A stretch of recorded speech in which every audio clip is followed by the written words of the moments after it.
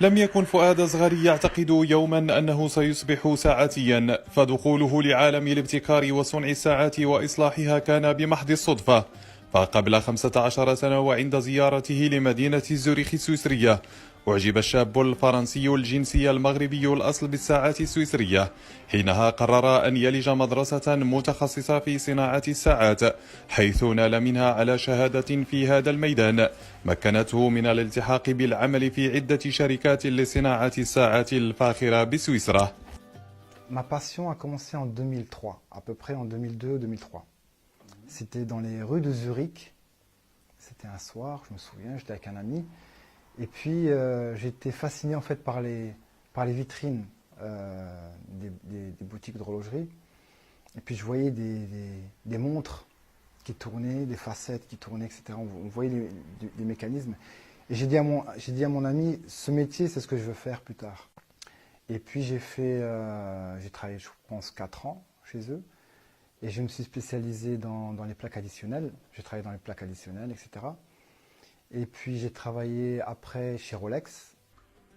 بعد تجارب عدة من العمل بسويسرا وبحكم تميزه وبراعته في صناعة وإصلاح الساعات، قرر فؤاد صغاري سنة 2010 فتح متجر لبيع وإصلاح الساعات الثمينة، غير أن طموحه كان أكبر من ذلك بكثير، حيث استطاع أن يبتكر تصاميم نالت إعجاب الكثيرين، بل ويتمكن من اختراع علامة تجارية مغربية مسجلة باسمه كأول مخترع مغربي في العالم أطلق عليها اسم الأقصى.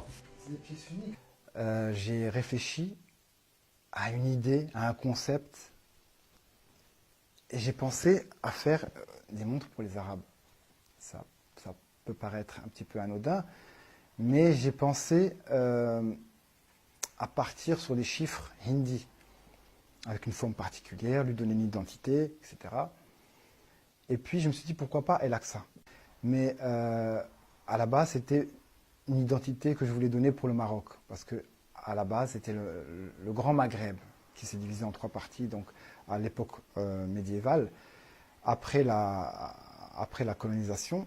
Donc ils ont départagé les différents pays, et j'ai pensé à Al-Aqsa al-Maghreb, c'est-à-dire l'extrémité du Maroc. Je l'ai appelé tout simplement Al-Aqsa parce que c'était la première marque marocaine, tout simplement, africaine. اكتسبت ساعاته الأقصى شهرة عالمية، وزاد الطلب عليها من قبل العديد من النجوم في عالم الفن والرياضة الباحثين عن التفرد والتميز، كالمنتج العالمي رضوان والمغني الشهير فريش مونتانا، إضافة إلى العديد من الزبناء الراغبين في اقتناء أكثر الساعات فخامة وأناقة. Parmi les stars, les célébrités, les sportifs, j'ai eu l'honneur et la fierté de travailler avec des grands, des renoms, par exemple 2 footballeurs, dont un qui joue au Real de Madrid. Et puis voilà, je suis super content. Comme Marocain, il y a Redouane, le producteur Redouane. Il y a French Montana aussi. Et j'ai fait une magnifique montre sertie de 138 diamants noirs. Donc c'était une commande particulière. Vraiment, là, j'étais fier. لساعات الأقصى قيمة مادية ومعنوية تفوق ساعات الكوارتز بكثير، لما تتطلبه من عناية وخبرة طويلة ودقة متناهية في صناعتها، وتختلف أسعارها باختلاف المواد المستعملة في تشكيلها. فهناك ساعات يتم تطعيمها بمعادن وخامات ثمينة، على رأسها اللؤلؤ والألماس والذهب، وتبلغ أثمنتها ما بين 7,000 إلى 100,000 يورو، ويتراوح متوسط أسعارها ما بين 20 إلى 30,000 يورو. La fourchette de prix, ça peut tourner, c'est aléatoire en fait. Ça dépend en fait de la matière, ça dépend du nombre des diamants, ça dépend de beaucoup de critères. En termes d'attente, c'est à peu près 3 mois, 4 mois, plus ou moins. Les prix, c'est moyennant entre 7 000 euros, grosso modo 7 000 euros, ça peut monter jusqu'à 100 000 euros. Tout dépend, ça dépend. Il peut mettre un quantième perpétuel avec un tourbillon, ça peut monter jusqu'à même 200 000 euros.